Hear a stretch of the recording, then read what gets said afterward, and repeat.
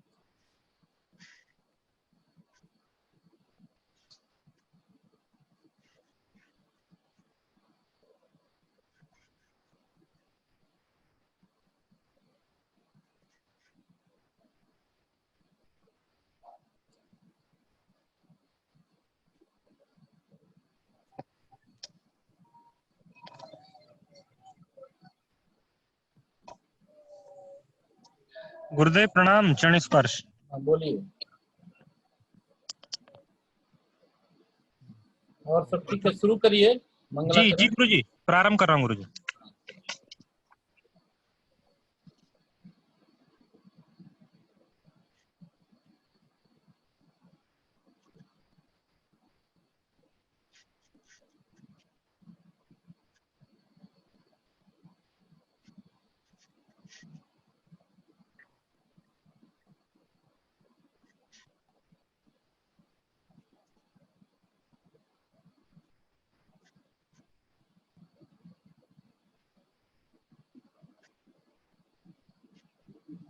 आवाज नहीं आ रही।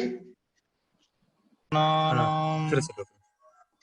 कल्याणानां निधानं कलिमलमथनं पावनं पावनानां पाथेयं यन्मुमुक्षो सपदि परपदप्राप्तये प्रस्थितस्य विश्रामस्थानमेकं कविवरवचसां जीवनं सज्जनानां बीजं धर्मद्रुमस्य प्रभवतु भवतां भूतये राम नाम अहल्यापाषाणः प्रकृतिपशुरासीत् कपिचमु भूचाण्डालस्त्रियमपि नीतं निजपदम् अहं चित्तेनाश्मा पशुरपि तवार्चादिकर्णे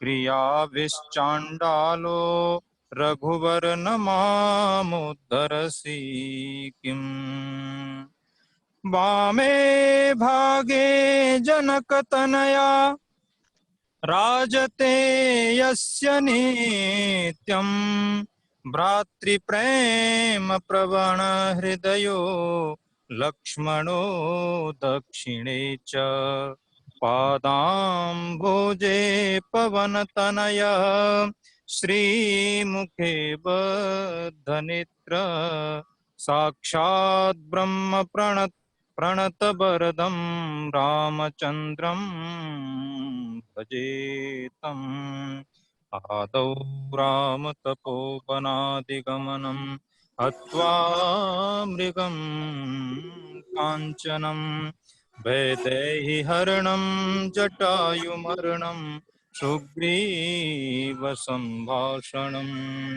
बाली निग्रहणं समुद्रतरणं लङ्कापुरी दाहनम् पश्चाद् रावणकुम्भकर्णहननम् एतद्धि रामायणम्।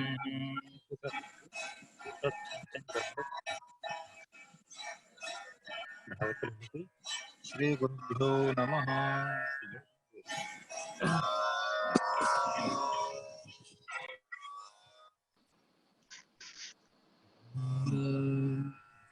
करारविन्दे न पदारविन्दम् मुखारविन्दे विनरेशयन्तम् बटस्य पत्रस्य पुटे शयानम् बटस्य पत्रस्य पुटे शयानम् बालं मुकुन्दं मनसा स्मरामि बालं मुकुन्दं मनसा स्मरामि गङ्गातरङ्गरमणीयजटाकलापम् गौरी निरन्तरविभूषितवामभागम् दरवाजा नारायण बंद कर दो। प्रियमनङ्गमदापहारम् वाराणसीपुरपतिं भज विश्वनाथ गुरुर्ब्रह्मा गुरुर्विष्णुः गुरुर्देवो महेश्वरा गुरुः साक्षात् परब्रह्म तस्मै श्री गुरवे नमः तस्मै श्री गुरवे नमः। प्रणाम गुरुजी। ठीक है गुरुजी।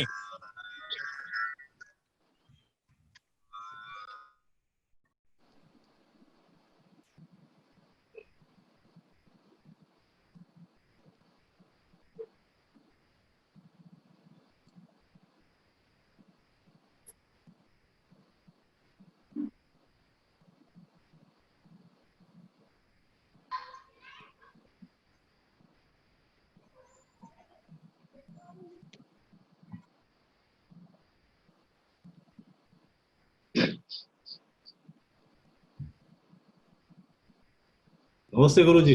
प्रणाम गुरु जी।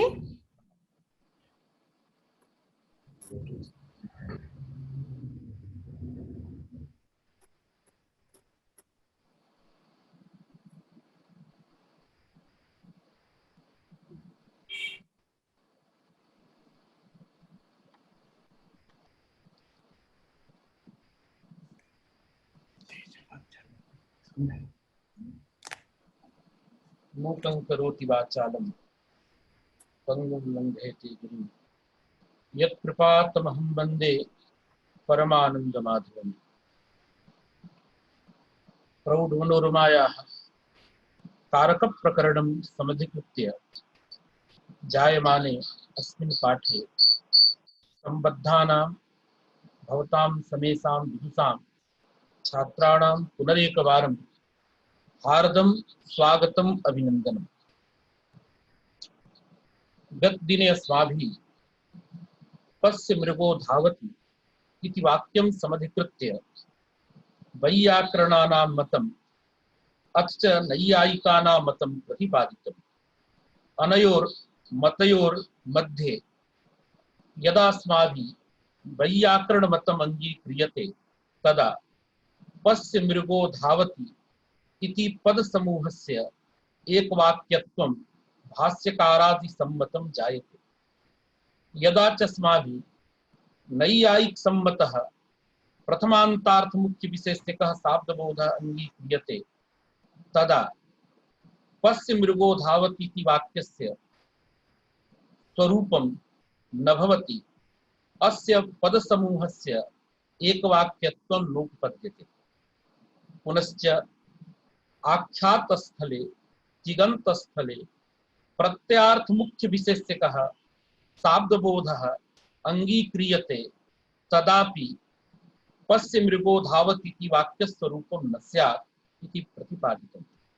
पुनश्च व्यापारमुख्यविशेषकः शाब्दबोधस्य अथवा क्रियामुख्यविशेषकः शाब्दबोधस्य अङ्गीकारादेव पचति भवति, पक्ष्यति भवति, त्वं पचसि भवति इत्यादीनां वाक्यानां साधुत्वं भवति। नैयायिकानां नये एतेषां वाक्यानां साधुत्वं न स्यात् इति प्रतिपादितम्। पुनश्च एकः विषयः इतः प्रागागतः। पश्य मृगो धावति इत्यत्र वैयाकरणानां नये धात्वर्थस्य प्रधानीभूतस्य धावनस्य कर्मत्वेन दृशिक्रियायाम् अन्वयो भवति। क्रियावाचकस्य धातुः तस्य अप्रातिपदिकत्वात् द्वितीयायाः आपत्तिर्नास्ति। नैयायिक नये प्रथमान्तार्थस्य मुख्यविशेष्यस्य मृगपदार्थस्य दृशिक्रियायां कर्मत्वेन अन्वयाङ्गीकारे कर्मवाचकं मृगेति प्रातिपदिकं तस्मात् प्रातिपदिकात् द्वितीयायाः आपत्तिः स्यात्। एवञ्च धावति मृगं पश्य इति अनिष्टं रूपं प्रसज्येत। अतः नैयायिकमतम् अस्माभिः भाष्यकारानुयायिभिः वैयाकरणैः नैयायिकमतं नैव अङ्गीकार्यं न आदर्तव्यम् इत्युक्तमासीत्। भवेन्नाम वैयाकरणमतमेव अङ्गीक्रियताम्। तथापि एकः प्रश्नः समायाति। पश्य मृगो धावति।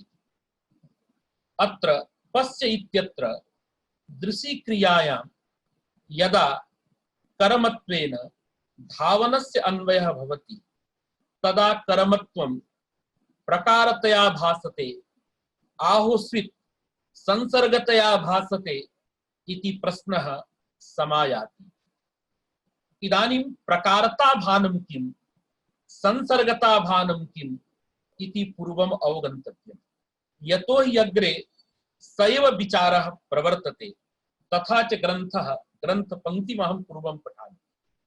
अयं तु विशेषः तिङन्तोपस्थापितायाः क्रियायाः क्रियान्तरं प्रति विशेषणत्वेपि शब्दाध्यारवादे कर्मत्वं संसर्ग एव न तु प्रकारः अपदार्थत्वात्। अर्थाध्यारवादे तु प्रकारत्वेपि इष्टापत्तिः। भवद्भिः सर्वैः विद्वद्भिः पक्षद्वयं श्रुतं वर्तते, नायं पक्षः कश्चन नूतनः। तथापि तत्र कथं वैयाकरणानां सम्मतिः किं वा मतम् इदानीं प्रतिपाद्यते। एते ग्रन्थकाराः मनोरमाकाराः वदन्ति धावति इत्यनेन उपस्थापितस्य धावनस्य यदा कर्मत्वेन पस्य इत्यत्र अन्वयः दृशि क्रियायाम् अन्वयः तदा कर्मत्वभान विषये पक्षद्वयम् अत्र वक्तुं शक्यते।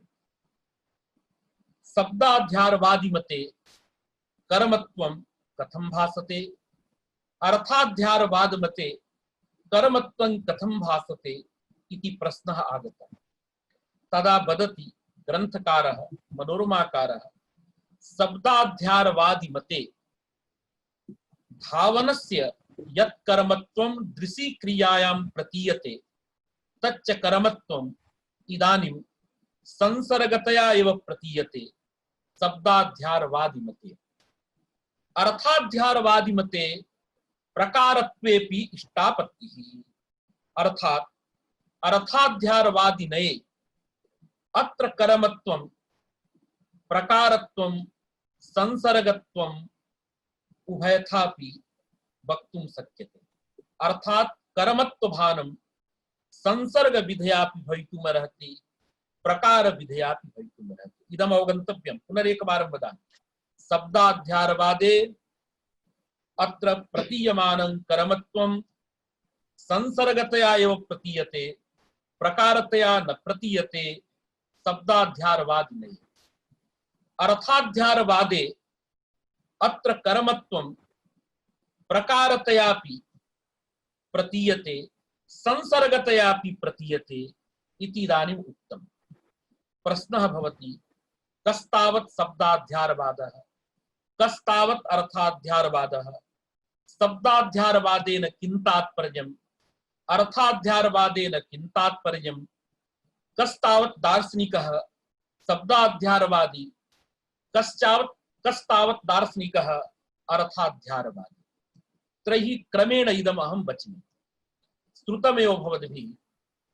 तत्र शब्दाध्यारवादिनः नैयायिकानां मते शब्दम् अध्याहृत्य ततः अर्थोपस्थितिः, तदनन्तरं संसर्गबोधः शाब्दबोधः।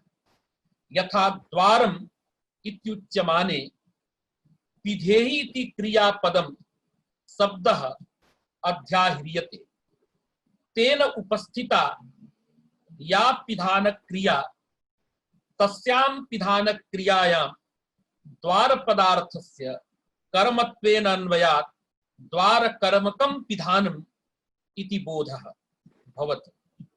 अर्थात् तत्र शब्दाध्यारं विना अर्थोपस्थितिर्या भवति जेन केनापि रूपेण सा उपस्थितिः शाब्दबोध प्रयोजिका न भवति इति नैयायिकमतम्। यथा घटम् इति उक्तम्। घटम् इति उच्यमाने आनयनादि रूपस्य अर्थस्य अपेक्षा भवति। तत्र प्रकरणादिकमपि कारणं भवति, प्रकरणज्ञानं। तत्र आनय इति पदस्य शब्दस्य पूर्वम् अध्याहारः, शब्दस्य ज्ञानानन्तरं तेन या अर्थोपस्थितिः ताम् अर्थोपस्थितिं कारणं मत्वा अनन्तरं शाब्दबोधं निर्वाहयन्ति नैयायिकाः। एकः न्यायः अपि वर्तते, न हि शाब्दम् अशाब्देन अन्वेति। शब्दनिष्ठ शक्ति ज्ञानाधीन उपस्थिति विषयस्य शब्दनिष्ठ शक्ति ज्ञानाधीन उपस्थिति विषयेण साकम् अन्वयः भवति। न तु जेन केनापि उपस्थितस्य शाब्दबोधे भानं न भवति। अन्यथा घटपद श्रवणानन्तरं यथा इच्छा रूप शक्ति संबंधेन उपस्थितस्य घटपदार्थस्य शाब्दबोधे भानं भवति, तथैव समवायादि संबंधेन उपस्थितस्य आकाशस्यापि शाब्दबोधे भानं स्यात्। अतः शब्दज्ञानाधीना या अर्थोपस्थितिः सा एव अर्थोपस्थितिः शाब्दबोधं प्रति कारणम्। अतः शब्दाध्यारवादी मते सर्वत्रैव शब्दज्ञानं कृत्वा शब्दज्ञानानन्तरं या अर्थोपस्थितिः ताम् अर्थोपस्थितिमादाय शाब्दबोधः इति मतं नैयायिकानां वर्तते। मीमांसकाः अर्थाध्यारवादिनः, वयं च वैयाकरणाः अर्थाध्यारवादिनः। मीमांसकाः वदन्ति द्वारम् इति उच्यमाने पच गच्छ इत्यादि क्रियापदं नैव अध्याह्रियते। पिधेय इति क्रियापदमेव कथम अध्याह्रियते इति प्रश्नः भवति। तदा इदमेव नैयायिकेन वक्तव्यं, पूर्वम् अर्थस्मृतिः अर्थबुद्धिर्भवति, अर्थानुकूलः अर्थप्रतीतिजनकः, तदनन्तरं शब्दस्य बुद्धिः। अन्यथा यस्य कस्यचिदपि शब्दस्य तत्र अध्यारः स्यात्, किन्तु एवं न दृश्यते। पिधेहि इति क्रिया योग्य क्रियापदमेव तत्र अध्याह्रियते। तेन इदं भाति आदौ अर्थबुद्धिः अनन्तरं शब्दबुद्धिः। तर्हि शब्दाध्यारस्य कृते अर्थबुद्धिः करणीया एव। अतः अर्थोपस्थितिः तत्र वर्तते एव। तेनैव शाब्दबोधस्य निर्वाहे पुनः शब्दस्य अध्यारः नैव कर्तव्यः इति मीमांसक मतम्। अर्थाध्यारवादः अर्थात् तन्मते शब्दं विनैव शब्द ज्ञान विनैव तत्र अर्थस्मृतिः अर्थोपस्थितिः इति अर्थाध्यारवादी मतं मीमांसकस्य वर्तते। परम् अस्माकं वैयाकरणानां तादृशः अर्थाध्यारः नास्ति।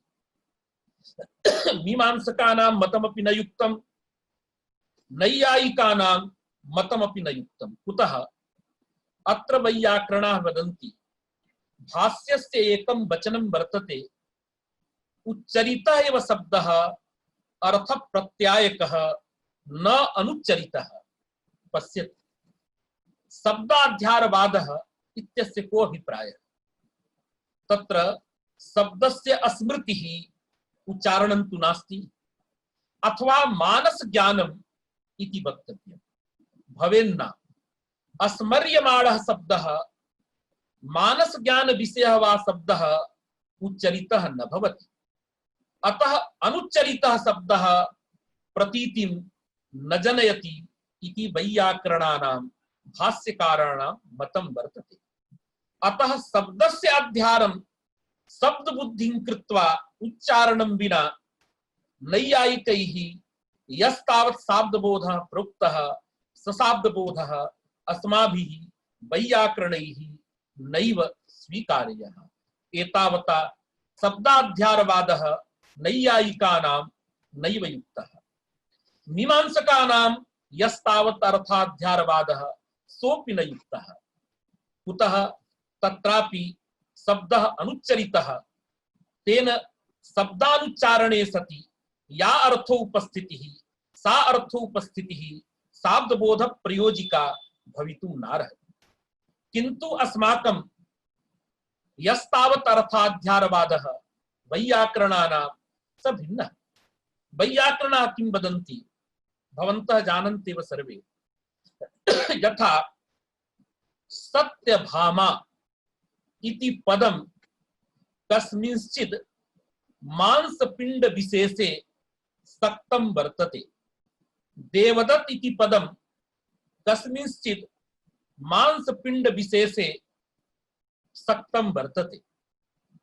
यस्मिन् काले सत्यभामा इति पदद्वयस्य समुदितस्य पदद्वय घटितस्य, पदद्वयं नाम सत्याभामा, एतद् पदद्वय घटितस्य सत्यभामा इति समुदितस्य मांसपिंड विशेषे शक्तिग्रहः भवति, तस्मिन्नेव काले श्रोत्रा प्रत्येकं पदेपि शक्तिग्रहः क्रियते। अर्थात तस्मिन् मांसपिंड विशेषे यथा सत्यभामा इति समुदितस्य पदस्य शक्तिग्रह, तस्मिन्नेव काले सत्या इति पदस्य भामेति पदस्यापि तस्मिन्नेव अर्थे शक्तिग्रहः जायते। अतएव किं भवति, सत्यभामा इत्युच्यमाने यथा तस्याः बालिकायाः बोधः जायते, तद्वदेव सत्या इति उच्यमानेपि अथवा भामा इति उच्यमानेपि तादृशस्य बालिका रूपस्य अर्थस्य उपस्थित्यनन्तरं तस्याः एव बोधः जायते। एवं स्थिति वर्तते। अतएव अस्माभिः उच्यते पदार्थबोधनिच्छया पदैकदेशस्य प्रयोगः। किन्तु पदैकदेशस्य तत्र यदि शक्तिर्न भवति तदा पदार्थोपस्थितिर्न भवति, पदार्थोपस्थितिं विना कथं शाब्दबोधः। अतः अस्माभिः वैयाकरणैः इदमुच्यते तत्र पदशक्तिग्रह काले पदैकदेशस्यापि तस्मिन्नेव पदार्थे शक्तिग्रहः। अतएव जय प्रकाश इति उच्यमाने यथा व्यक्ति विशेषः अस्माभिः अवबुध्यते अवगम्यते, तद्वदेव जय इति उच्यतां प्रकाशः इति उच्यतां वा तस्य अर्थस्य प्रतीतिर्भवति।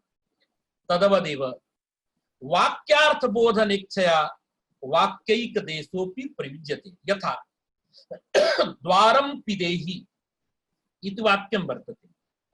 अस्माभिः यथा पदे शक्तिः अंगीक्रियते तथैव पद समूह भूते वाक्येपि विशिष्टे अर्थे शक्तिः अंगीक्रियते।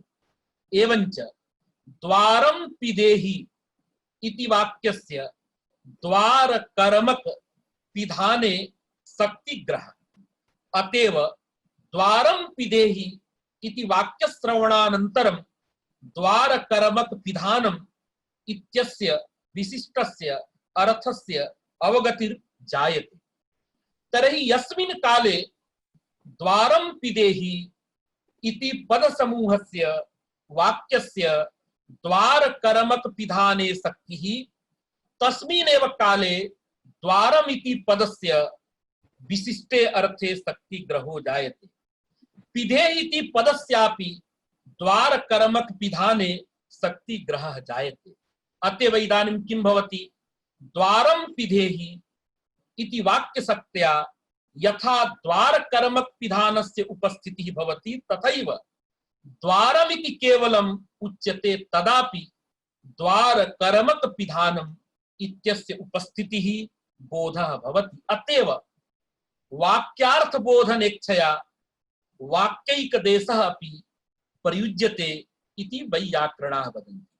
अतः किं जातम् इदानीं, तत्र पिधानम् इत्यादिकं यस्तावत् अर्थः सोऽपि अर्थः द्वारमिति पदेनैव उपस्थापितः, शक्त्या उपस्थापितः, न तु पदं विना पदशक्तिं विना तस्यापि पिधानस्य उपस्थितिर्नास्ति। अतः शब्दवाच्यः एव इयान् भेदः। द्वारं पिधेहि इति उच्यमाने तत्र द्वारं पिधेहि इति विशिष्टेन पदसमुदायेन तादृशः विशिष्टः अर्थः उपस्थापितः, अथवा द्वारम् इति पदेन द्वारम् उपस्थितं, पिधेहि इति पदेन पिधानम् उपस्थितं। केवलं द्वारं पिधेहि वा यदा उच्यते तदा द्वारम् इति वाक्यैकदेशेन संपूर्णः वाक्यार्थः उपस्थाप्यते। एतावता अस्माकं मते यस्तावत् अर्थाध्यारवादः स अर्थाध्यारवादः नाम पदं विना अर्थ प्रतीतिर्न, अपितु पदैकदेशेन वाक्यैक देशेन पदैक देश शक्त्या वाक्यैक देश शक्त्या वा यत्र अर्थो उपस्थिति सैव अस्माकं अर्थाध्यारवादः। अतः किं भवति इदानीं मीमांसक मते अर्थाध्यारवादे उपस्थितः अर्थः शब्दवाच्यः न भवति। मनमते उपस्थितः अर्थः अर्थाध्यारवादे तत्र वाक्यैक देश शक्त्या उपस्थापितः भवति। सः शक्तिभाष्यः भवति, आकांक्षाभाष्यः न भवति। इयान भेदः वैयाकरणानां मीमांसकानां वर्तते। अतः प्रकृते इदानीं पश्यन्तु पश्य मृगो धावति। मृगो धावति इत्यत्र धावति इत्यत्र धावनस्य कर्मत्वेन यदा पश्य इत्यत्र अन्वयः क्रियते, दृशि क्रियायाम् अन्वयः क्रियते, तदा कर्मत्वं केन उपस्थाप्यम् इदानीं संदेहः भवति। तदा उच्यते और शब्दाध्यारवादः अपि आगच्छति, अर्थाध्यारवादः अपि आगच्छति। कर्मत्ववाचकं किमपि पदं नास्ति। यथा हरिं भजति इत्यत्र कर्मत्ववाचकम् अमिति पदं वर्तते। अमिति पदेन कर्मत्वम् उपस्थापितं भवति। प्रकृते धावनस्य कर्मत्वम् अवगम्यते, कर्मत्वस्य अवगतिर्वर्तते, शाब्दबोधे कर्मत्वं भासते, किन्तु कर्मत्वोपस्थापकं किंचित् अमिति पदं नास्ति। अमादि पदं, यतो हि कर्मत्वोपस्थापकं नैव केवलम् अम पदं। कर्मत्वं क्वचित् अम पदेन उच्यते, क्वचित् ता पदेन उच्यते, षष्ठ्यापि उच्यते, पंचम्यापि उच्यते इति गतदिने एकस्मिन् व्याख्याने अस्माभिः प्रतिपादितम्। अतः कर्मत्वम् इदानीं पदेन नैव उपस्थापितं भवति। इदानीं कर्मत्वस्य बोधः करणीयः। तदा नैयायिकाः आगच्छन्ति। शब्दाध्यारवादः यदा अग्रे कृत्वा अस्माभिः विचार्यते तदा का स्थितिः? पश्यतु, अत्र कर्मकारकं भवति धावनं। तद्वाचकः वस्तुतः धातुः। कर्मोपस्थापकं धावतीति तिङन्तं वा। तत्र धातुः तिङन्तं उभयं प्रातिपदिकं नास्ति। अतः अप्रातिपदिकत्वात् अत्र द्वितीयायाः योग्यता एव नास्ति। द्वितीयायाः, तृतीयायाः, चतुर्थ्याः, पंचम्याः कस्याश्चिदपि विभक्तेः अप्रातिपदिकत्वात् योग्यता नास्ति। अतः कर्मत्ववाचकं पदम् अत्र आनेतुं न शक्यते। अध्याहारः कर्तुमेव न शक्यते। एतावता कर्मत्वं केनचिद् पदेन नैव उपस्थापितम्। तदा किं भवति? नैयायिकानां मतमत्र भवद्भिः किञ्चित् अवगन्तव्यम्। नैयायिकाः एकं वाक्यम् अहं वदामि। अत्र प्रायेण भ्रान्तिरपि अस्माकं जायते छात्राणां। नीलः घटः इति वाक्यं सर्वैः सर्वदा शाब्दबोधे उच्यते। नीलो घटः इत्यत्र मतद्वयम् अस्माभिः पठ्यते। एकं मतं प्रकारतावादी मतं, द्वितीयं मतं संसर्गतावादी मतम् इति भवद्भिः ज्ञायते। प्रकारतावादी मतम् इत्यस्य को अभिप्रायः, संसर्गतावादी मतम् इत्यस्य को अभिप्रायः। तदा एवं स्थितिः भवति। प्रकारतावादी मते नील पदोत्तरा या सुविभक्तिः तस्याः सुविभक्तेः अभेदः अर्थः। एवंच अत्र पदार्थत्रयं भवति। तत्र नीलपदेन नीलत्व विशिष्टः नीलः पदार्थः उपस्थाप्यते। सुपदेन अभेदस्य उपस्थितिः, घटपदेन घटस्य उपस्थितिः, घटपदोत्तरा या सुविभक्तिः तया सुविभक्त्या एकत्वम् उपस्थाप्यते। तस्य इदानीं प्रयोजनं नास्ति, भवेन्नाम। तर्हि यदा नीलपदेन नीलपदार्थस्य उपस्थितिः, सुपदेन अभेदस्य उपस्थितिः, अर्थात सुपदनिष्ठा या शक्तिः तया शक्त्या इदानीम् अभेदस्य उपस्थितिर्वर्तते। अर्थात सुपदनिष्ठ शक्ति ज्ञानाधीना अभेदो उपस्थिति। अतः अभेदः पदार्थः भवति। पदार्थः नाम पदनिष्ठ शक्ति ज्ञानाधीनो उपस्थिति विषयः।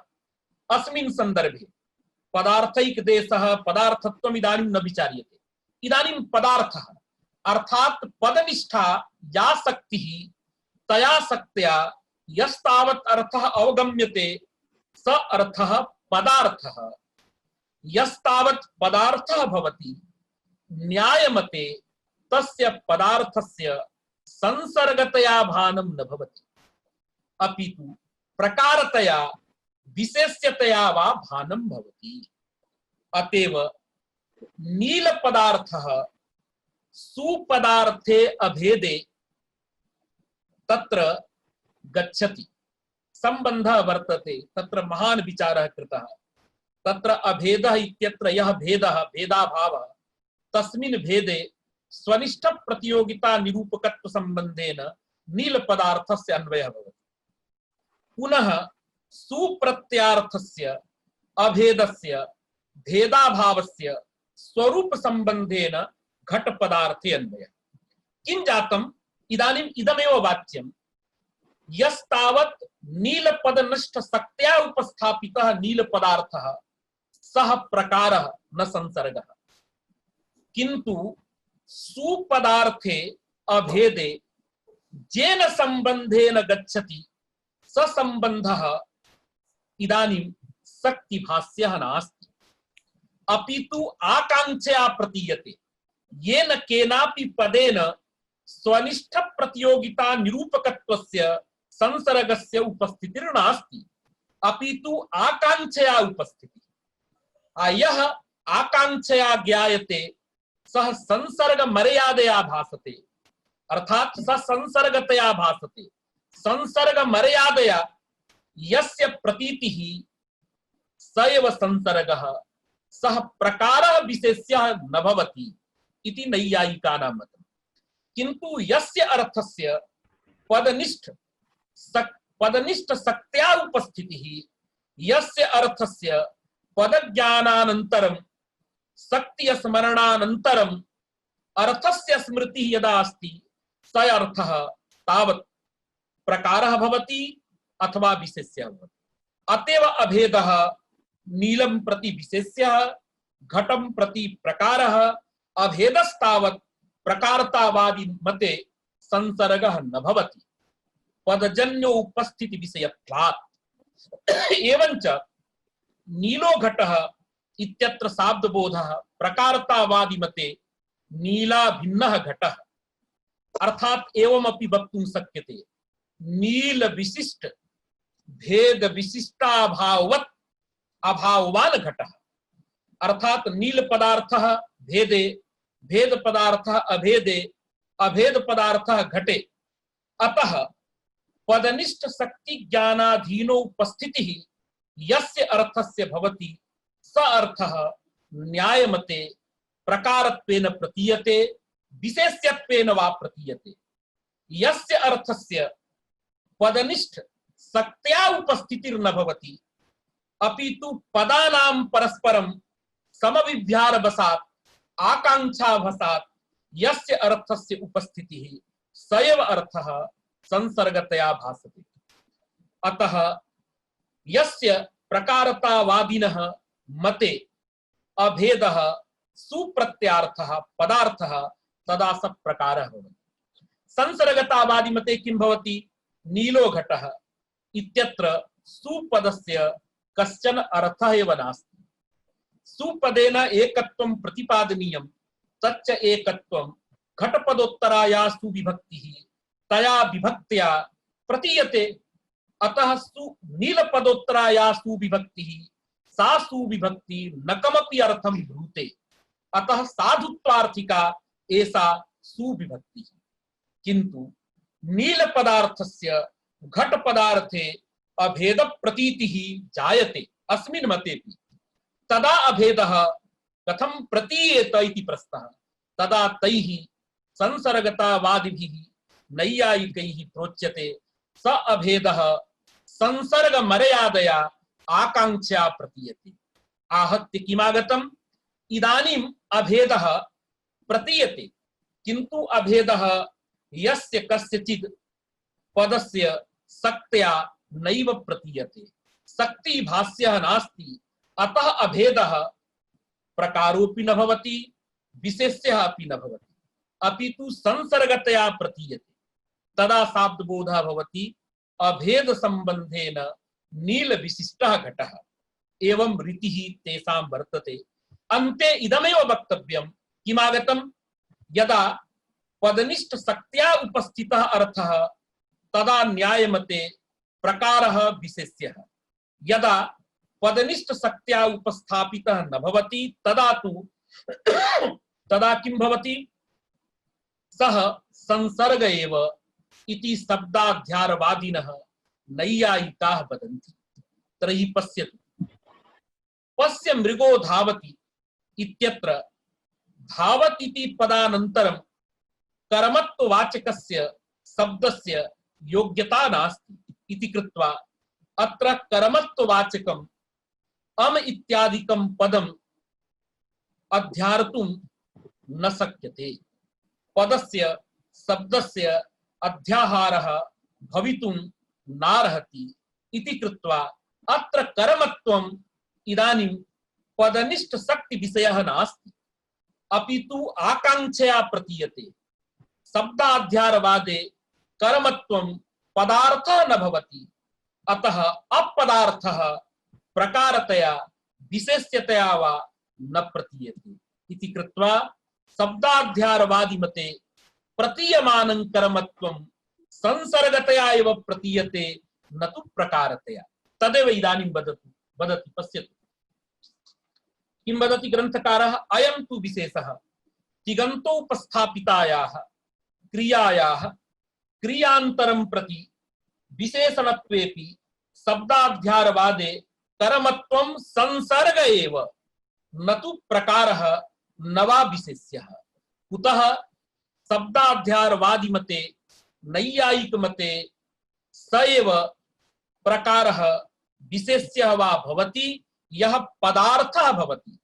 पदार्थः नाम पदनिष्ठ शक्ति ज्ञानाधीनोपस्थिति विषयः भवति, स एव पदार्थः, तस्यैव प्रकारत्वं विशेष्यत्वं वा अंगीक्रियते। इदानीं शब्दाध्यारवादी मते शब्दस्य अध्यारः कर्तुमेव न शक्यते, अतः अमादि शब्देन कर्मत्वस्य उपस्थितिर्नास्ति इति कृत्वा अत्र कर्मत्वं, कुत्र कर्मत्वं? धावन् दृशि क्रियोर मध्ये यः संबंधः कर्मत्वं तच्च कर्मत्वं संसर्ग मर्यादया भासते, संसर्गतया एव भासते, प्रकारतया न भासते। किन्तु अस्माकं वैयाकरणानाम् अर्थाध्यारवादीनां नये प्रकारत्वेपि इष्टापत्तिः। तर्हि अस्माकं किं मतम्?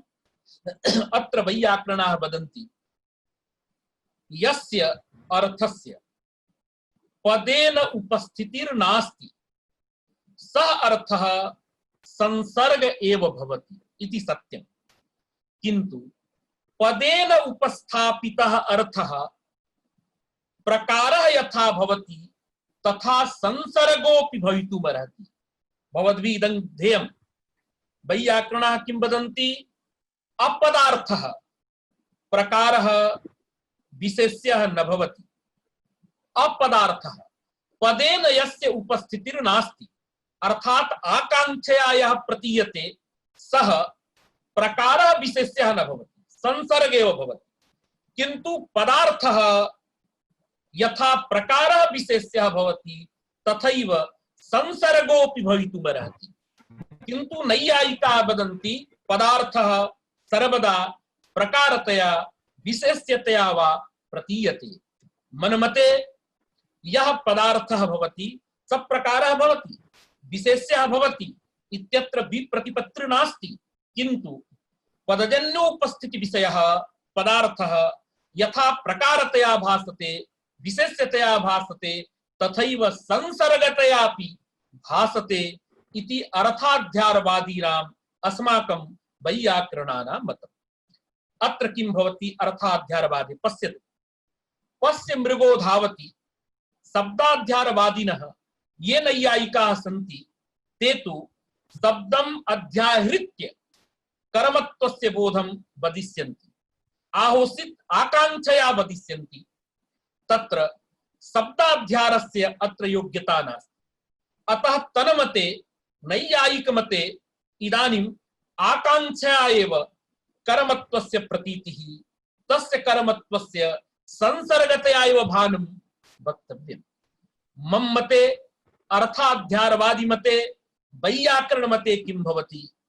वाक्यैक न्यायेन वाक्यार्थ बोधनेच्छया यथा संपूर्णं वाक्यम् अस्माभिः प्रयुज्यते तदवदेव संपूर्णस्य विशिष्टस्य वाक्यार्थस्य अवबोधाय वाक्यैकदेशस्यापि प्रयोगः भवति। अतः इदानीं मनमते कर्मत्वम् अंतर्भाव्य वाक्यशक्त्या उपस्थितिर्भवति। अत्र कर्मत्वम् अमादिपदशक्त्या नैव उपस्थापितम्, किन्तु पश्य मृगो धावति इति यद् वाक्यं तद्गता या शक्तिः तया शक्त्या विशिष्टस्य अर्थस्य उपस्थितिः। अर्थात् पश्य मृगो धावति इति पदसमूहस्य वाक्यस्य कुत्र शक्तिः वर्तते तदा उच्यते मृग कर्तृक धावन कर्मक दर्शने। अतः कर्मत्वमपि वाक्यशक्त्या इदानीम् उपस्थापितं भवति। अतः कर्मत्वम् अस्माकं मते पदार्थः, पदार्थस्तावत् यथा प्रकारः भवति, पदार्थः यथा विशेष्यः भवति, अर्थात् पदार्थस्य यथा प्रकारत्वेन प्रतीतिः विशेष्यत्वेन वा प्रतीतिः तथैव संसर्गत्वेनापि प्रतीतिः भवितुम् अर्हति इति वैयाकरणमतम्। अतः इदानीं किम् आयातम्? अस्माकं मते अत्र कर्मत्वं यतः वाक्यशक्त्या उपस्थापितं पदार्थः भवति शक्तिभाष्यः, अतः शक्तिभाष्यस्यापि संसर्गत्वम् अस्माभिः अंगीकृतम्। अतः कर्मत्वं संसर्गतयापि अत्र उपस्थितं भवति, प्रकारतयापि तस्य भानं भवितुम् अर्हति इति वैयाकरणमतम्। अतः किन्तु अत्र यदा शाब्दबोधं भवन्तः सर्वे वयं वा कुर्मः, तत्र किं कुर्मः? मिश्रणं कुर्मः। शाब्दबोधेऽपि कथं संसर्गतावादिनये बोधः, कथं वा प्रकारतावादी मते बोधः, सर्वदा ध्यानं देयम्। यथा नीलो घट इत्यत्र का बोधः? सर्वस्मिन् मते उच्यते नीला भिन्नो घटः, एवं नास्ति। संसर्गतावादी मते शाब्दबोधः वक्तव्यश्चेत् अभेद संबंधेन नील विशिष्टः घटः। कथम एवं उच्यते? नील विशिष्टः घटः इति उच्यमाने पदार्थद्वयमेव अस्ति इति प्रतीयते। तत्र नील पदार्थस्य घट पदार्थे वैशिष्ट्यं प्रतिपादनीयं केन संबंधेन? अभेद संबंधेन।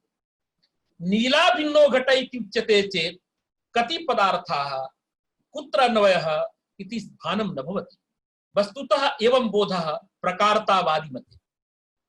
प्रकारतावादी मतेऽपि कथं बोधः कर्तव्यः तदहं किञ्चित् वच्मि। अत्र नैयायिकाः ये सन्ति ते अवश्यं जानन्ति। तत्र नील विशिष्टः यः भेदः, तद् विशिष्टः यः अभावः, तादृशाभाव विशिष्टः घटः, तेन सम्यक् अवगतिर्भवति। इदानीं नील विशिष्टः भेदः, तत्र वैशिष्ट्यं किम्? भेद विशिष्टः अभावः, तत्र वैशिष्ट्यं केन संबंधेन? अभावस्य घटे वैशिष्ट्यं केन संबंधेन?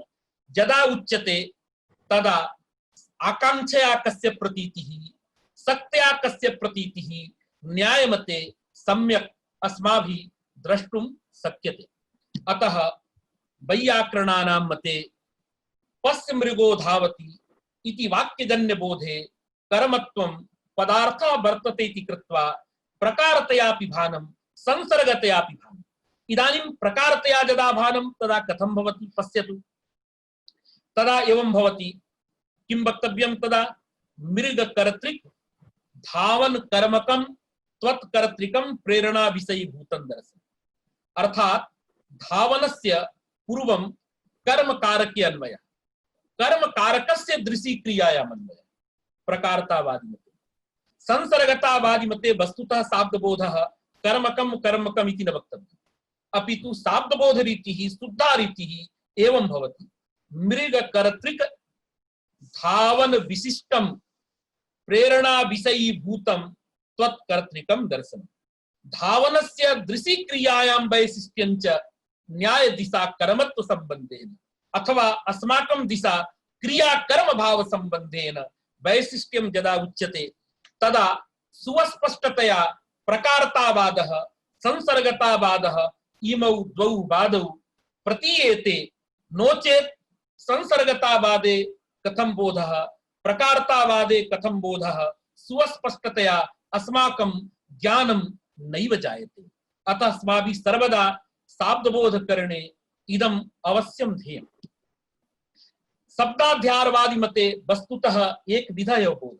सच बोधः कथं भवति? तत्र मृग कर्तृक धावन विशिष्टं दर्शनं वैशिष्ट्यं च कर्मत्व संबंधे। यतो हि तन्मते कर्मत्वं पदार्थः नास्ति, शब्दोपस्थितं नास्ति, अतः कर्मत्वं तावत् इदानीं संसर्गतया एव प्रतीयते। संसर्गत शब्दाध्यार मते एवं स्थितिः वर्तते। अतएव इदानीं वदति किं वदति पश्यतु। अयं तु विशेषः तिगन्तोपस्थापितायाः क्रियायाः, क्रियायाः नाम धावन क्रियायाः क्रियान्तरं प्रति अर्थात दर्शन क्रियां प्रति विशेषणत्वेपि शब्दाध्यारवादे कर्मत्वं संसर्ग एव न तु प्रकारः अपदार्थत्वात्। यह अपदार्थः सः उभयेषां मते संसर्ग एव इत्यत्र विप्रतिपत्तिर् नैयायिकस्यापि नास्ति वैयाकरणस्यापि नास्ति। किन्तु अर्थाध्यारवादे यदा कर्मत्वं पदार्थः तदा उभयम् अस्माकं सम्मतम्। पदार्थः प्रकारः अपि भवितुमर्हति, विशेष्यः अपि भवितुमर्हति, तद्वदेव संसर्गः अपि भवितुमर्हति। तस्य पदार्थस्य संसर्गतयापि भानं भवितुम् अर्हति इति वैयाकरणाः वदन्ति अर्थाध्यारवादिनः। तदेव वदति न तु प्रकारः अपदार्थत्वात्। अर्थाध्यारवादे तु प्रकारत्वेपि इष्टापत्तिः अपि न संसर्गत्वे। अर्थाध्यारवादिने प्रकारत्वं संसर्गत्वम् उभयम् इष्टम् इदानीं ग्रन्थकारः वदति। अग्रे पचत् इत्यादौ धातुपात फलस्यापि इत्थमेव मतभेदेन व्यवस्था। इदानीं दृष्टान्तः एकः दीयते। वदति यथा पश्य मृगो धावति इत्यत्र क्रियान्तरं प्रति क्रिया यदा विशेषणं भवति तदा शब्दाध्यारवादे कर्मत्वं संसर्ग एव अपदार्थत्वात्। अर्थाध्यारवादे प्रकारत्वं संसर्गत्वम् उभयं कर्मत्वस्य इष्टम् इति उक्तम्। इदानीं वदति पचत् इत्यादि स्थले तद्वदेव व्यवस्था कर्तव्या। पचत् इत्यत्र किं भवति कथं भवति इति अवगन्तव्यम्। भवन्तः जानन्तेव नैयायिकाः एकम् अपूर्वं वचनं कल्पयन्ति। तेषां वचनं वर्तते क्रिया विशेषणानां कर्मत्वं क्लीवत्वं च इति वचनम्। इदं च वचनम् अपूर्वं तेषां। वैयाकरणाः वदन्ति इदं वचनम् अपूर्वं नास्ति अपितु न्यायतः सिद्धमिदं वचनम्। क्रिया विशेषणानां कर्मत्वं कर्तुरीप्सितमं कर्मेति सूत्रेण सिद्धम्। इदानीम् अतिदेश वचनं नैव अपूर्वम् अपितु अनुवादकम् इदं वचनम् इति वैयाकरणाः वदन्ति। भवन्तः जानन्तेव फलाश्रयस्य सर्वं वदामि चेत् कालः गच्छति, अतः लाघवेन वदामि। फलाश्रयः यः भवति तस्य फलाश्रयस्य कर्म संज्ञा कर्तुरीप्सितमं कर्मेति सूत्रेण विधीयते इति मतं वर्तते। चैत्रः तण्डुलं पचति इत्यत्र पचधात्वर्थः फलं विक्लित्तिः। विक्लित्तिरूपस्य फलस्य आश्रयः यस्तावत् तण्डुलपदार्थः तस्य तण्डुलपदार्थस्य किं भवति? कर्तुरीप्सितमं कर्मेति सूत्रेण कर्म संज्ञा जायते। अतः तण्डुलस्य कर्म संज्ञा कर्तुरीप्सितमं कर्मेति सूत्रेण भवति इति अस्माभिः ज्ञायते। फलाश्रयस्य इदानीं किं भवति? समवाय संबंधेन विक्लित्ति रूपस्य फलस्य फलाश्रयः यथा तण्डुलः तस्य कर्मत्वं तथैव विक्लित्ति रूपं यत् फलं तत् फलं स्वस्मिन्नपि तिष्ठति। तदा केन संबंधेन तिष्ठति? तादात्म्येन। फलं विक्लित्तिः व्यपदेशिवद्भावेन विक्लित्ति रूपे फलेपि तिष्ठति। फलाश्रयत्वम् अंगीक्रियते। अतः विक्लित्ति रूपस्य फलस्य स्वयं विक्लित्तिः आश्रयभूता। अतः व्यपदेशिवद्भावेन तादात्म्येन फलाश्रयत्वं सर्वत्र फलस्य वर्तते। अतः फलांशः यः धात्वर्थः तस्यापि फलाश्रयत्वात् कर्तुरीप्सितमं कर्मेति सूत्रेण कर्म संज्ञा जाता। यदा कर्म संज्ञा भवति तदा तत्र द्वितीया वक्तव्या। यथा पचति इत्यत्र कर्म संज्ञकः विक्लित्ति रूपः पदार्थः, कर्मवाचकः धातुः, तस्मात् द्वितीया भाव्यं, द्वितीया न भवति। कुतः? अयोग्यत्वात्। पचति इत्यत्र तु द्वितीया न जाता, किंतु यथा कर्म कारके अभेदेन अन्वितं यद विशेषणं तत्रापि द्वितीया भवति। यथा नीलं घटम आनय भीष्मं कटं कुरु तद्वदेव पचति इत्यत्र विक्लित्ति रूपे पदार्थे अभेदेन अन्वितः यः पदार्थः शोभनादि पदार्थः अस्तोकादि पदार्थः सः पदार्थः अपि कर्म कारकं कर्मवाचकं तदा अस्तोक प्रातिपदिकं भवति। तत्र द्वितीयायाः योग्यता वर्तते। अतः धातोः द्वितीया वक्तुं न शक्यते, तिङन्तात् द्वितीया वक्तुं न शक्यते, किंतु धात्वर्थ फल रूपे कर्मणि अभेदेन अन्वितः यस्तावत् अस्तोकादि पदार्थः तदवाचकं प्रातिपदिकं तस्मात् प्रातिपदिकात् द्वितीया भवति। अतएव अस्तोकं पचति इत्यत्र कर्मणि द्वितीया इति सूत्रेण द्वितीया जायते। अतः अत्र पश्यतु, अस्तोक पदार्थस्य क्रिया विशेषणस्य कर्मत्वं नैव आतिदेशिकम् अपितु कर्तुरीप्सितमं कर्मेति सूत्रेण सिद्धम्। तत्र संबंधः आतिदेशिकः इति तु अन्या कथा, किंतु कर्तुरीप्सितमं कर्मेति सूत्रेण अत्र कर्म संज्ञा, कर्मणि द्वितीया इति सूत्रेण तत्र द्वितीया, तत्रापि एक वचनं नपुंसकं। कुतः? क्रिया तावद् असत्वभूता, तत्र लिंगं संख्या वा नास्ति। अतः औत्सर्गिकम् एक वचनम् अथ च सामान्यं नपुंसकम्, अतएव अस्तोकं पचति इति भवति।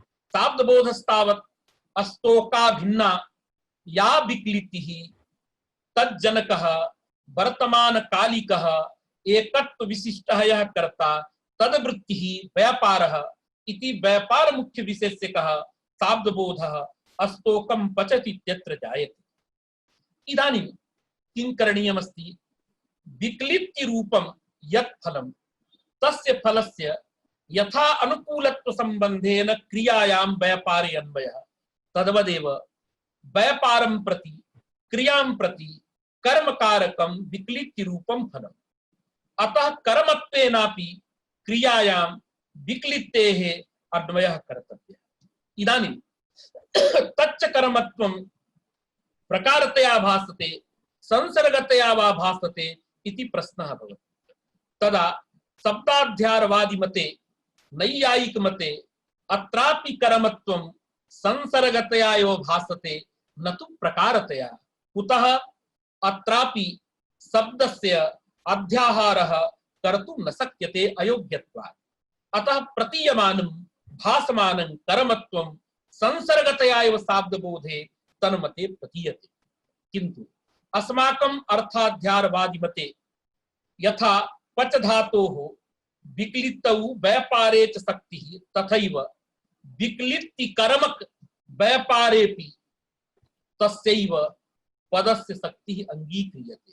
अतः कर्मत्वमपि पदनिष्ठ शक्ति ज्ञानाधीनो उपस्थिति विषयः पदार्थः भवति। पदार्थः यः भवति वैयाकरणानां मते सः पदार्थः प्रकारः विशेष्यः संसर्गः त्रयमपि भवितुमर्हति। अतः मनमते वैयाकरण मते अर्थाध्यारवादी मते अत्र कर्मत्वं प्रकारतयापि प्रतीयते अथ च विशेष्यतयापि प्रतीयते। कुतः क्रियां प्रति कर्मत्वं प्रकारः, फलं प्रति कर्मत्वं विशेष्य, अथ च यदि पदार्थः संसर्गतया प्रतीयते इति मदमस्माकं तदा कर्मत्व संबंधेन विक्लित्ति विशिष्टः व्यापारः एवमपि प्रतीतिः।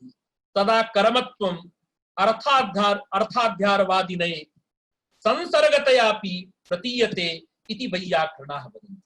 यथा पश्य मृगो धावति इत्यत्र धावनक्रियायाः दृशिक्रियायां कर्मत्वं शब्दाध्यारवादी मते संसर्गत्वेनैव प्रतीतिः, अर्थाध्यारवादी मते संसर्गत्वेन प्रकारत्वेन उभयथा प्रतीतिः। तथैव पचति गच्छति इत्यादिषु तिङन्तस्थलेषु फलस्य क्रियायां प्रतीयमानं कर्मत्वं शब्दाध्यारवादिनये तत्र आकांक्षाभास्यत्वात् संसर्गत्वेनैव प्रतीयते कर्मत्वम्। अर्थाध्यारवादी मते वाक्यैकदेशन्यायेन यैस्तावत् शाब्दबोधः अंगीक्रियते तादृशानां वैयाकरणानां मते पदार्थत्वात् प्रकारः अपि भवति, विशेष्यः अपि भवति, अथ च तत्र संसर्गत्वेनापि कर्मत्वस्य प्रतीतिः भवितुम् अर्हति इति वैयाकरणाः वदन्ति। तदेव वदति पचत् इत्यादौ धातुपात् फलस्यापि इत्थमेव मतभेदेन व्यवस्था। अतएव तत्समानाधिकरणे शोभनं पचत् इत्यादौ द्वितीयैक वचनोत्पत्तिः। अतएव इत्यस्य फलस्य कर्मत्वादेव पचति गच्छति पठति इत्यादिषु तिङन्तेषु सर्वत्रैव यस्तावत् धात्वर्थः फलांशः स च फलांशः व्यापारांशं प्रति कर्म भवति। अतएव तस्मिन् फले अभेदेन अन्वितं यद् यद् विशेषणं भवति तत्र तत्र द्वितीया भवति। तत्समानाधिकरणे अर्थात् तत्र अभेदेन अन्वितं यद् विशेषणं तस्मात् विशेषणवाचकात् प्रातिपदिकात् द्वितीया जायते इति सामान्य नियम। क्वचिद् अपवादः वर्तते, यथा प्रकृत्यादिभ्यः उपसंख्यानम् इत्यत्र सुखेन याति दुःखेन याति इत्यादिषु क्रिया विशेषणेपि तृतीया विभक्तिर्जायते विशेष नियमात्। किंतु सामान्य नियमेन सर्वत्रैव क्रिया विशेषणे द्वितीया एव भवति।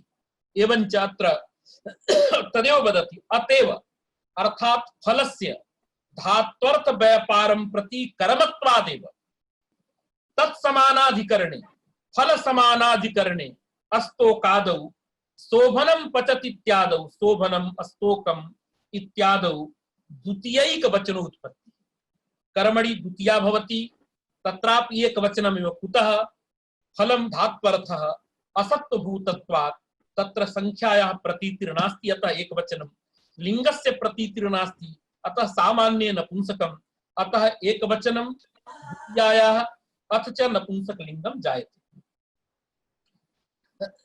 एकः प्रसंगादुच्यते सर्वत्र सर्वैः पृच्छ्यते अस्तोकं पचति इत्यत्र कर्मणि द्वितीया।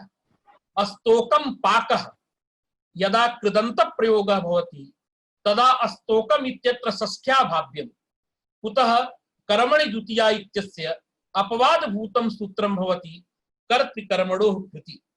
अतः कृज्योगे द्वितीयां प्रबाध्य षष्ठ्याभाव्यं षष्ठी कुतो न जायते तदा शेखरे नागेशेन उत्तरं दत्तं कर्तृकर्मणोः कृति इत्यत्र यत्र कुत्रापि कर्तृवाचकात् षष्ठी भवति सर्वत्र कर्ता धात्वरथे भेदान्वयी एव कर्तुः कदापि क्रियायाम् अभेदेन अन्वयः नास्ति अतः कर्तृसाहचर्यात् यत् कर्म भेद संबंधेन धात्वर्थ क्रियायाम् अन्वेति तादृश कर्मवाचकात् प्रातिपदिकादेव तत्र षष्ठी भवति अस्तोकं पाकः इत्यत्र पाकस्य कृदन्तत्वेपि अस्तोक रूपं कर्म तावत् अभेदेन क्रियान्वयी अतः भेदेन क्रियान्वयी नास्ति इति कृत्वा अत्र स्तोकम् इत्यत्र कर्तृकर्मणोः कृति इति सूत्रेण षष्ठी न भवति अपि तु द्वितीया एव भवति एवञ्च स्तोकं पाकः इत्येव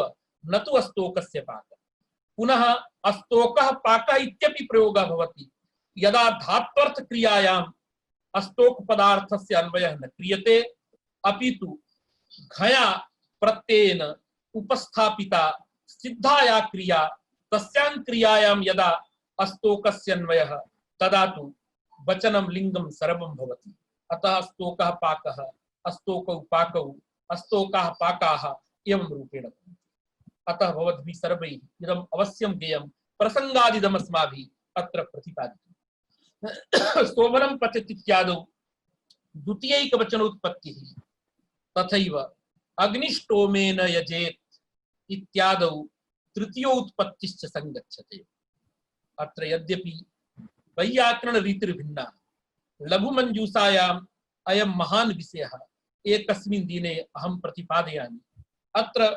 मनोरमाकाराः शब्दरत्नकाराः वदन्ति मीमांसा दृष्टिमादाय मीमांसकैः किमुच्यते अग्निष्टोमेन यजेत अत्र लोडर्थः लिङ्गर्थः भावना तत्र भावना विषये तत्र भावना द्वेधा अस्ति शाब्दी भावना आर्थी भावना लिङ्त्वेन लोट्त्वेन तप्रत्ययः शाब्दी भावनां ब्रूते इदानीं शाब्दी भावनां त्यजामः यस्याः भावनायाः आवश्यकता वर्तते तां भावनाम् आनयामः अत्र आख्यातत्वेन तप्रत्ययेन आर्थी भावनायाः प्रतीतिः तस्यां भावनायाम् आकांक्षा त्रयं भवति सा च आकांक्षा किं भावेत् इति फलाकांक्षा केन भावेत् इति करणाकांक्षा कथं भावेत् इति कर्तव्यताकांक्षा इति कर्तव्यताकांक्षा इत्यस्य अभिप्रायः वर्तते तत्र कर्तव्यस्य विशेषः इति कर्तव्यता यथा कश्चन मुख्यः यागः भवति मुख्यः यागः यथा तरसपूर्णमासयागः तस्य उपकारकाः अंगभूताः यागाः भवन्ति अतः मुख्या क्रिया दरसपूर्णमास याग क्रिया तस्याः क्रियायाः विशेष क्रिया का तदा इति कर्तव्यतायां प्रयाजानुयाजाः तत्र विशेष क्रियाः इति कर्तव्यतात्वेन तत्र अनुयन्ते अर्थात यत् सामान्यं कर्म भवति तदुपकारकं यत् विशेषक कर्म तदेव इति कर्तव्यता शब्देन प्रोच्यते मीमांसा शास्त्रे अस्तु तत्रापि अस्माकं प्रयोजनं नास्ति इदानीं भावनायां यदा फलाकांक्षा भवति किं भावेत् इत्याकांक्षायां तदा स्वर्गादि फलं तत्र भाव्यत्वेन अन्वेति फलत्वेन अन्वेति एवञ्च स्वर्गं भावेत् इति जातम् केन भावेत् इति करणाकांक्षायां तत्र समानपदेन उपस्थापितः यागादिरेव तत्र भावनायां करणं भवति अर्थात यागादिरेव करणत्वेन भावनायाम् अन्वेति अतः यागः करणं भवति धात्वर्थः यागः भावनायां करणम् अतः तस्मात् करणवाचकात् धातोः तृतीया भवितुं नार्हति अयोग्यत्वात् किन्तु तस्मिन् यागे अभेदेन अन्वितः तत्र अग्निष्टोम पदार्थः यः वर्तते तदपि करणम् तदवाचकं प्रातिपदिकं अग्निष्टोम पदम तस्मात् तृतीया भवति। यथा अस्तोकम पचति कर्म रूप फले सामानाधिकरण्यात् शोभनम इत्यत्र द्वितीया तदवत् धात्वर्थ कर्ण सामानाधिकरण्यात् अग्निष्टोमेन इत्यत्र तृतीया। यद्यपि नागेश मते द्वयोः क्रिययोः संबन्धद्वयमेव प्रतिपादितं, क्रिया कर्म भावः क्रिया कर्तृभावः। पश्य मृगो धावत् इत्यत्र धावन दर्शनयोः क्रिया कर्म भाव संबंधः, पचति भवति इत्यत्र तत्र क्रिया कर्तृभावः। पाक क्रिया भवन क्रियां प्रति कर्तृ भवति इति तु अंगीक्रियते, किंतु अत्र क्रिययोः क्रियाकरण भावः अंगीकृतः। प्रायेण तत्र मंजूषायां सप्रकारः खंडितः, सप्रकारः एकस्मिन् दिने अवश्यम् अस्माभिः अत्र पाठ्यते। अग्निष्टोमेन यत् इत्यादौ तृतीयोत्पत्तिश्च संगच्छते। एवं प्रकारेण इदानीम् एतावत् पर्यन्तं प्रतिपादितं। कालः इदानीं सम्पूर्णः। अत्र बहवः विषयाः सन्ति। श्वः अत्रैव वयं ब्रूमः। इदानीं वयं चिन्तयामः, शाब्दबोध प्रक्रिया प्रचलति, तया प्रक्रियया साकं ग्रंथ पंक्तिः अग्रे सरेत् इति कामना अस्ति। अतः मासत्रयाभ्यन्तरे सम्यक् रूपेण अस्य कारक प्रकरणस्य यदा पाठः संपूर्तिं गच्छति, तदनन्तरम् अत्रैव परिभाषेन्दुशेखरस्य संपूर्णां भूतिं टीकां पाठयामः। यतो हि भूति टीका काशी परंपरायाम् अवश्यं पठ्यते पाठ्यते च। अतः कारक प्रकरणस्य समाप्त्यनन्तरं केचन ग्रन्थाः सन्ति, ते ग्रन्थाः अवश्यं परंपरायां पाठनीयाः सन्ति। भवन्तः अत्र प्रतिदिनम् आगच्छन्ति इति अस्माकं सौभाग्यम्। अस्तु, एतावदेव उक्त्वा अहं विरमामि। बहुत शोभनम भैया, बहुत सुंदर पाठ हुआ ब्रजभूषण। बहुत अच्छा पाठ हुआ ब्रजभूषण, बहुत बढ़िया पाठ हुआ। क्या बात, बहुत हृदय आह्लाद से भर गया। थोड़ा बहुत जो हो रहा है माता जी। गुरुजी प्रणाम। हाँ ठीक, और बताइए। गुरुजी मैं दुर्गा प्रसाद बोल रहा हूँ। हाँ दुर्गा, मैं पहचान गया। और कैसे हैं आप? गुरुजी ये थोड़ा पूछना था। बताइए। ये गुरुजी आपने कहा कि मतलब वैयाकरणों के मत में जो अपदार्थ होगा, माने पदजन्य पदार्थोपस्थिति का विषय नहीं होगा, वो संसर्ग ही होगा। लेकिन गुरुजी यहाँ तो ऐसा कुछ है ही नहीं। नहीं लिखा है जैसे जी। अरे जो पदार्थ ना हो। जी गुरुजी। ये बताओ, कहा गया कि देवदत्त बाएं आंख से देखता है, मतलब जी, मतलब उसका क्या निकलता है? ये कह दिया कि जो पदार्थ होगा वो संसर्ग प्रकार दोनों होगा, इतना तो कहा। हाँ। अब इससे क्या शेष बचा परिशेषण न्याय से, कि जो अपदार्थ होगा वो क्या होगा हमेशा? हाँ वो गुरुजी संसर्ग ही होगा। लेकिन यहाँ तो गुरुजी जब पूरा माने वाक्य अर्थ निरूपिता शक्ति वाक्य एक देश में मान लेते हैं तो सब तो गुरुजी पदार्थ ही हो जाता है ना। अपदार्थ तो कुछ है ही नहीं। वो तो है, लेकिन जब खंड निरूपण वैसे देखोगे तो संसर्ग कहाँ है तुम्हारे यहाँ? अखंड वाक्यार्थ में